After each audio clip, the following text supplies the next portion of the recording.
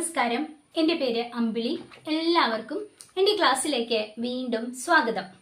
കഴിഞ്ഞ ക്ലാസ്സിൽ നമ്മൾ 10ാം തരം തുല്യതാ പാഠാവലി മലയാളം അതിലെ ദുരവസ്ഥ എന്ന കവിതയാണല്ലോ പഠിച്ചു നിർത്തിയത്. അതിൻ്റെ ആശയങ്ങളെല്ലാം നമ്മൾ മനസ്സിലാക്കി. ഇന്നത്തെ ക്ലാസ്സിൽ നമുക്ക് ആ പാഠത്തിലെ പഠന പ്രവർത്തനങ്ങളിലേക്ക് കടക്കാം.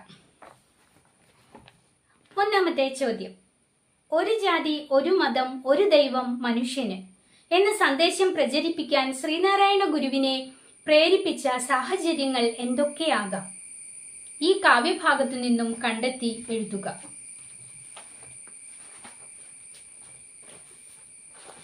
കേരള നവോത്ഥാന ചരിത്രത്തിലെ ഒരു സാമൂഹിക പരിഷ്കർത്താവായിരുന്നു ശ്രീനാരായണ ഗുരു. 20ാം നൂറ്റാണ്ടിൽ കേരളത്തിൽ ജാതി വ്യവസ്ഥ നിലനിന്നിരുന്നു. ജാതി മനുഷ്യനെ രണ്ടായിട്ട് തരം തിരിച്ചിരുന്നു: സവർണനെന്നും അവർണനെന്നും. മനുഷ്യരെ എല്ലാവരെയും തുല്യതയോടെ കാണാത്ത ഒരു വ്യവസ്ഥിതിയായിരുന്നു ജാതി വ്യവസ്ഥ. സവർണ മേൽക്കോയ്മ, തൊട്ടുകൂടായ്മ, തീണ്ടിക്കൂടായ്മ തുടങ്ങിയ അനാചാരങ്ങൾ ജാതി വ്യവസ്ഥയുടെ ഭാഗമായിരുന്നു. ക്ഷേത്രാരാധന, വിദ്യാഭ്യാസം, ഉദ്യോഗം ഇവയൊക്കെ അയിത്ത ജാതിക്കാർക്ക് നിക്ഷിപ്തമായിരുന്നു. താഴ്ന്ന ജാതിക്കാരൻ ഉയർന്ന ജാതിക്കാരനെ കണ്ടാൽ പോലും അയിത്തം കൽപ്പിക്കുന്ന ഒരു കാലഘട്ടം. അസ്വാതന്ത്ര്യം, അസമത്വം എന്നിവയെല്ലാം നടമാടിയിരുന്ന ഒരു കാലം. ഇത്തരമുള്ള സാമൂഹിക തിന്മകൾ അത് ഗുരുവിനെ വേദനിപ്പിച്ചിരുന്നു.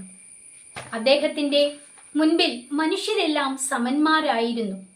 അദ്ദേഹം പറഞ്ഞു: ഒരു ജാതി, ഒരു മതം, ഒരു ദൈവം മനുഷ്യനെന്ന്. മനുഷ്യനെ പല ജാതികൾ വേണ്ട, ഒരു ജാതി മാത്രം മതി, ഒരു മതം മാത്രം മതി, ഒരു ദൈവം മാത്രം മതി എന്ന്.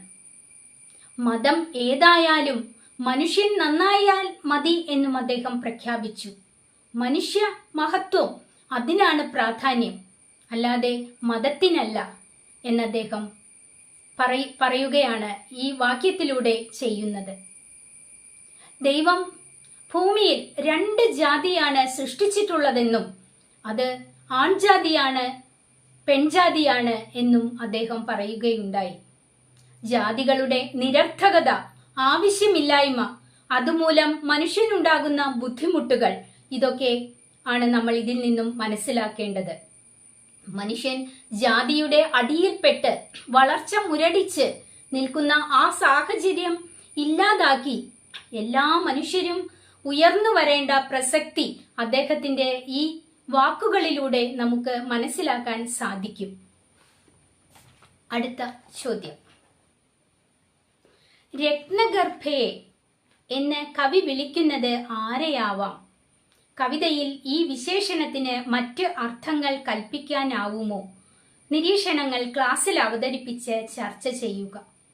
രത്നഗർഭേ എന്ന് കവി വിളിക്കുന്നത് കേരളത്തിനെയാണ്, കേരള മാതാവിനെയാണ്. കേരളം നമ്മുടെ മാതൃരാജ്യം. അവിടെ അനേകം രത്നങ്ങളുണ്ട്. രത്നം എന്ന് വെച്ചാൽ വളരെ തിളങ്ങുന്നതും ഭംഗിയുള്ളതും വിലമതിക്കാനാവാത്തതുമായ കല്ലുകളാണ്. ഇവിടെ കവി ഉദ്ദേശിക്കുന്ന രത്നം എന്ന് പറയുന്നത് താഴ്ന്ന സമുദായത്തിൽ, അധമ സമുദായത്തിൽ, പിന്നോക്ക സമുദായത്തിൽ ഉള്ള ആളുകളെയാണ്. ഒരു രത്നം പ്രകൃതിയിൽ നിന്നും നമുക്ക് ലഭിക്കുമ്പോൾ അതിന് യാതൊരു ഭംഗിയും ഉണ്ടാവുകയില്ല. അതൊരു ഭംഗിയില്ലാത്ത കല്ലായിരിക്കും. പക്ഷെ അത് തേച്ച് മിനുക്കി എടുക്കുമ്പോൾ, ഒരുപാട് പ്രക്രിയകളിലൂടെ അത് നമ്മൾ എടുത്തു കൊണ്ടുവരുമ്പോൾ അത് മനോഹരമായ, അതിവിശിഷ്ടമായ, വിലമതിക്കാനാവാത്ത രത്നമായി മാറുന്നു. അതുപോലെ കേരള മാതാവിന്റെ വയറ്റിൽ 6-7 കോടി ജനങ്ങൾ, പിന്നോക്ക സമുദായാംഗങ്ങൾ, രത്നത്തെ പോലെ തിളക്കം ഉള്ളവരായിട്ട് വരേണ്ട ആളുകൾ അത് ലഭിക്കാതെ അങ്ങനെ ഉയർന്നു വരാതെ കിടക്കുകയാണ്. അവർക്ക് ഉയർന്നു വരാൻ സാധിക്കുന്നില്ല. അതിന്റെ കാരണം ഇവിടുത്തെ ജാതി വ്യവസ്ഥിതി തന്നെയാണ്. ജാതി വ്യവസ്ഥ നിലനിന്നിരുന്ന ആ കാലഘട്ടത്തിൽ ഒരു സവർണ മേൽക്കോയ്മയാണ് കേരളത്തിൽ ഉണ്ടായിരുന്നത്. അവർണർക്ക്, താഴ്ന്ന സമുദായാംഗങ്ങൾക്ക് വിദ്യാഭ്യാസമോ ഉദ്യോഗമോ ഉയർന്ന സ്ഥാനമാനങ്ങളോ ഒന്നും നേടാൻ സാധിച്ചിരുന്നില്ല. അവർ അവരുടെ കുലത്തൊഴിൽ അതുമാത്രം ചെയ്തുകൊണ്ട് അവരുടെ ജീവിതം തള്ളി നീക്കണമായിരുന്നു. അങ്ങനെ ഒരു വ്യവസ്ഥിതി അത് നിലനിൽക്കാതിരുന്നെങ്കിൽ ഒരുപക്ഷെ രത്നത്തെ പോലെ, അതിമനോഹരമായ വിലമതിക്കാനാവാത്ത രത്നത്തെ പോലെ എത്രയോ ആളുകൾ ആ താഴ്ന്ന സമുദായത്തിൽ നിന്നും ഉയർന്നു വരുമായിരുന്നു. തുഞ്ചത്തെഴുത്തച്ഛനെ പോലെ, കുഞ്ചൻ നമ്പ്യാരെ പോലെ, ശങ്കരാചാര്യരെ പോലെ, അല്ലെങ്കിൽ മഹാന്മാരായ രാജാക്കന്മാരെ പോലെ എത്രയോ പ്രഗത്ഭർ ഈ സമുദായത്തിൽ നിന്നും ഉയർന്നു വന്നേക്കും എന്നാണ് ഉദ്ദേശിക്കുന്നത്. അടുത്ത ചോദ്യം, വരികൾ വ്യാഖ്യാനിക്കുക. തേച്ചു മിനുക്കിയാൽ കാന്തിയും മൂല്യവും വാച്ചിടും കല്ലുകൾ ഭാരതാംബേ, താണുകിടക്കുന്നു നിൻ കുക്ഷിയിൽ ചാണ കാണാതെ 6-7 കോടിയെന്നും. പരീക്ഷയ്ക്ക് വരാൻ സാധ്യതയുള്ള ഒരു പ്രധാന ചോദ്യമാണിത്. അതുകൊണ്ട് ഇത് ശ്രദ്ധിച്ച് ഒന്ന് കേൾക്കുക. ഇവിടെ നമ്മൾ മുൻ ചോദ്യത്തിൽ പറഞ്ഞ ചില ആശയങ്ങൾ തന്നെയാണ് കടന്നു വന്നിരിക്കുന്നത്. രത്നം അത് നമ്മൾ പ്രകൃതിയിൽ നിന്നും എടുക്കുമ്പോൾ യാതൊരു ഭംഗിയുമില്ലാത്ത ഒരു കല്ലായിരിക്കും. എന്നാൽ ആ ഭംഗിയില്ലാത്ത കല്ലിനെ ചാണ ഉപയോഗിച്ച് നമ്മൾ തേച്ച് മിനുക്കി എടുക്കുമ്പോൾ അത് അതിമനോഹരമായ ഒരു കല്ലായി മാറുന്നു, വിലമതിക്കാനാവാത്ത രത്നമായി മാറുന്നു. അതുപോലെ അല്ലയോ അമ്മേ ഭാരതാംബേ, നിന്റെ വയറ്റിൽ തേച്ച് മിനുക്കാൻ ഇടവരാതെ 6-7 കോടി ജനങ്ങൾ അങ്ങനെ താഴെ കിടക്കുകയാണ്. അവർക്ക് ഉയർന്നു വരാൻ സാധിക്കുന്നില്ല, തേച്ചു മിനുക്കിയെടുക്കാൻ ശ്രമിക്കുന്നില്ല. ജാതി വ്യവസ്ഥ നിലനിന്നിരുന്ന ആ കാലഘട്ടത്തിൽ മനുഷ്യൻ സവർണനെന്നും അവർണനെന്നും രണ്ടായി വിഭജിക്കപ്പെട്ടിരുന്ന കാലഘട്ടത്തിൽ, സവർണ മേൽക്കോയ്മ നിലനിന്നിരുന്ന ആ കാലഘട്ടത്തിൽ അവർണന് ഒരിക്കലും ഉയരാൻ സാധിച്ചില്ല. അവന് വിദ്യാഭ്യാസമോ ഉദ്യോഗമോ ഉന്നത നിലയിലെത്താനോ ഉള്ള അവകാശം, സ്വാതന്ത്ര്യം ഉണ്ടായിരുന്നില്ല. മനുഷ്യ സമത്വം ഉണ്ടായിരുന്നില്ല. അവന്റെ കുലത്തൊഴിൽ ചെയ്ത് ജീവിതം തള്ളി നീക്കി അവസാനിപ്പിക്കണമായിരുന്നു. ഒരുപക്ഷെ ആ താഴ്ന്ന സമുദായത്തിൽ ഒരുപാട് കഴിവുള്ളവർ ഉണ്ടാകാം. അവരെ നമ്മൾ ഉയർത്തിക്കൊണ്ടുവരണം. രത്നത്തെ തേച്ചു മിനുക്കി മനോഹരമാക്കി എടുക്കുന്നത് പോലെ ഈ മനുഷ്യരെ നമ്മൾ വിദ്യാഭ്യാസം കൊടുത്തും നല്ല കാര്യങ്ങളൊക്കെ അവർക്ക് വേണ്ടതെല്ലാം ചെയ്തു കൊടുത്തും ഉയർത്തിക്കൊണ്ടുവന്നിരുന്നെങ്കിൽ ഒരുപക്ഷെ തുഞ്ചത്തെഴുത്തച്ഛനെ പോലെയോ കുഞ്ചൻ നമ്പ്യാരെ പോലെയോ ശങ്കരാചാര്യരെ പോലെയോ അല്ലെങ്കിൽ മഹാന്മാരായി ഇവിടെ ജീവിച്ചിരുന്ന രാജാക്കന്മാരെ പോലെയോ ഉയർന്നു വരാൻ സാധ്യതയുണ്ടായിരുന്നു. പക്ഷെ അതിന് സാഹചര്യം ലഭ്യമാകാതെ അവർ ഈ ഭൂമിയിൽ തന്നെ ജനിച്ച് ഇല്ലാതെ ആവുകയായിരുന്നു. അതിന്റെ കാരണം ഇവിടുത്തെ ജാതി വ്യവസ്ഥ തന്നെയായിരുന്നു. അടുത്ത ചോദ്യത്തിലേക്ക് കടക്കാം. കുമാരനാശാനും കേരളീയ നവോത്ഥാനവും എന്ന വിഷയത്തിൽ ഒരു പ്രഭാഷണം തയ്യാറാക്കുക. കുമാരനാശാൻ ആധുനിക കവിത്രയത്തിൽപ്പെട്ട കവി. അദ്ദേഹം ഒരു സ്വപ്നജീവിയായ കവിയായിരുന്നില്ല. കേരളീയ സമൂഹത്തിലെ യാഥാർത്ഥ്യങ്ങൾ മനസ്സിലാക്കി പിന്നോക്ക വിഭാഗക്കാർ അനുഭവിക്കുന്ന അസമത്വം ഇല്ലാതാക്കാനാണ് തന്റെ കവിതകളിലൂടെ യത്നിച്ചത്. 20-ാം നൂറ്റാണ്ട് കേരളം ദുഷിച്ച സാമൂഹിക വ്യവസ്ഥിതികൾക്ക് അധീനമായിരുന്നു. ജാതി വ്യവസ്ഥയായിരുന്നു അതിൽ ഒന്നാമത്തേത്. ഉന്നത കുലത്തിലുള്ളവരും പിന്നോക്ക വിഭാഗക്കാരും, ഇങ്ങനെ 2 തട്ടുകളായി കേരള സമൂഹം. തൊട്ടുകൂടായ്മ, തീണ്ടിക്കൂടായ്മ, അയിത്തം ഇവയെല്ലാം അവയിൽ ഉൾപ്പെടുന്ന അനാചാരങ്ങളായിരുന്നു. താൻ ഉൾപ്പെടുന്ന പിന്നോക്ക സമുദായക്കാരുടെ ഉയർച്ചയായിരുന്നു ആശാന്റെ ലക്ഷ്യം. അദ്ദേഹം തന്റെ കവിതയായ ചണ്ടാല ഭിക്ഷുകിയിലൂടെ അത് ആവിഷ്കരിക്കുകയാണ്. ബുദ്ധഭിക്ഷുവായ ആനന്ദൻ ദാഹിച്ചു വരുന്ന സമയത്ത് വെള്ളം കോരിക്കൊണ്ട് നിൽക്കുന്ന താഴ്ന്ന സമുദായത്തിൽപ്പെട്ട ഒരു ബാലികയോട് കുടിക്കുവാനായി വെള്ളം ചോദിക്കുന്നു.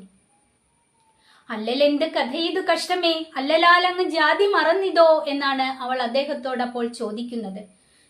ദാഹം കാരണം അങ്ങ് ജാതിയെല്ലാം മറന്നോ എന്ന്.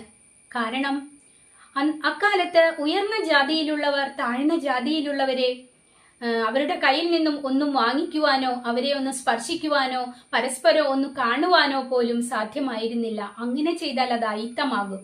അയിത്തം കൊടുക്കുക എന്ന് വെച്ചാൽ അതിന്റെ പാപം കിട്ടുന്നത് താഴ്ന്ന ജാതിക്കാരനായിരിക്കും. അതുകൊണ്ടാണ് ആ പെൺകുട്ടി അദ്ദേഹത്തോട് അങ്ങനെ ചോദിക്കുന്നത്.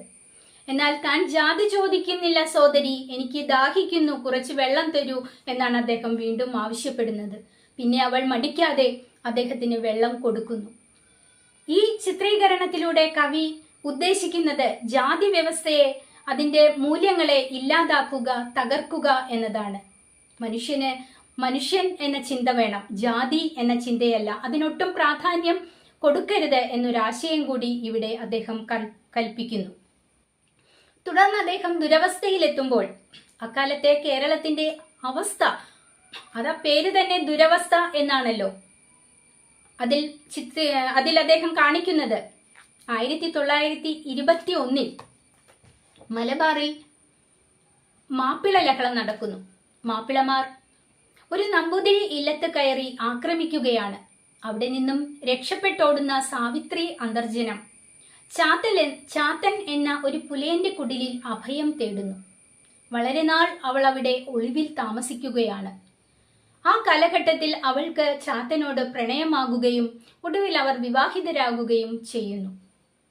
ജാതി വ്യവസ്ഥ അതിഭയങ്കരമായി നിലനിന്നിരുന്ന ആ കാലത്ത് ഇത്തരമൊരു പ്രമേയം ആരും, പ്രത്യേകിച്ച് മുതിർന്ന ജാതിയിൽപ്പെട്ട ആളുകൾ അംഗീകരിക്കുമായിരുന്നില്ല. അതവിടെ പല സാമൂഹിക പ്രശ്നങ്ങൾക്കും ഇടവരുത്തി. ഈ പ്രമേയം ഇങ്ങനെ കവിതയിൽ ആവിഷ്കരിക്കരുതെന്ന് ആശാനോട് അവർ നിർദ്ദേശിച്ചു. എന്നാൽ ആശാന്റെ ലക്ഷ്യം ഈ പ്രമേയത്തിലൂടെ ജാതി വ്യവസ്ഥയെ തകർക്കുക എന്നതായിരുന്നു. ജാതിയല്ല, മനുഷ്യ സ്നേഹമാണ് വലുത് എന്ന് അദ്ദേഹം കാണിക്കുകയായിരുന്നു. അദ്ദേഹം പറയുന്നുണ്ട്, മാറ്റുവിൻ ചട്ടങ്ങളെ സ്വയം, അല്ലെങ്കിൽ മാറ്റുമതുകളെ നിങ്ങളെ താൻ എന്ന്. ഈ ആഹ്വാനത്തിലൂടെ അദ്ദേഹം വ്യക്തമാക്കുന്നത്, നിങ്ങൾ നിങ്ങളുടെ ചട്ടങ്ങൾ എന്ന് വെച്ചാൽ ഇവിടെ നിലനിന്നിരുന്ന അനാചാരങ്ങൾ, അന്ധവിശ്വാസങ്ങൾ, ജാതി വ്യവസ്ഥയെ അടിസ്ഥാനമാക്കിയിട്ടുള്ള എല്ലാ അന്ധവിശ്വാസങ്ങളും മാറ്റുക, അനാചാരങ്ങൾ തുടച്ചു മാറ്റുക, നിങ്ങൾ തന്നെ മാറ്റുക, അല്ലെങ്കിൽ അതെല്ലാം നിങ്ങളെ തന്നെ മാറ്റും എന്നാണ് അദ്ദേഹം പറയുന്നത്. ഏതൊരു ദുർവ്യവസ്ഥയെയും മാറ്റിയില്ലെങ്കിൽ അവ നിങ്ങളെ തന്നെ അതിന്റെ ഭാഗമാക്കി തീർക്കുമെന്ന ഒരു വലിയ ഉദ്ബോധനമാണ് അദ്ദേഹം സമൂഹത്തിൽ ഈ വാക്കുകളിലൂടെ നൽകുന്നത്.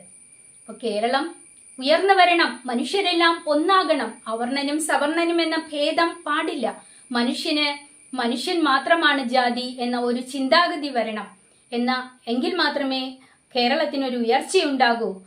എല്ലാവർക്കും, കേരളീയ മക്കൾക്ക് എല്ലാവർക്കും ഉന്നതിയിലും എത്താൻ സാധിക്കുകയുള്ളൂ എന്ന് മനസ്സിലാക്കിയ ആശാൻ തന്നാലാവുന്ന വിധം കവിതകളിലൂടെ അത് പ്രമേയമാക്കി അവതരിപ്പിച്ചു. ഇങ്ങനെ കേരളത്തിന്റെ നവോത്ഥാനത്തിന് അദ്ദേഹം ഇത്തരത്തിലാണ് തന്റെ ശക്തി കാണിച്ചു കൊടുക്കുന്നത്.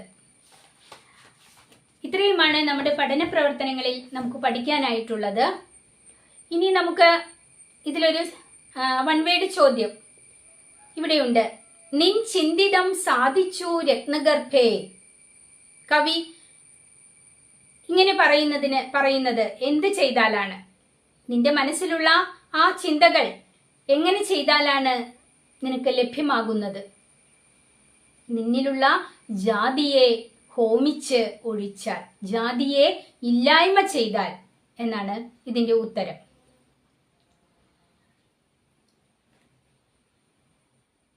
ഇത്രയുമാണ് ഈ പാഠഭാഗത്തു നിന്നും നമുക്ക് പഠിക്കാനായിട്ടുള്ളത്. അപ്പോൾ നമുക്കിനി അടുത്ത പാഠവുമായിട്ട് അടുത്ത ക്ലാസ്സിൽ കാണാം. അതുവരെ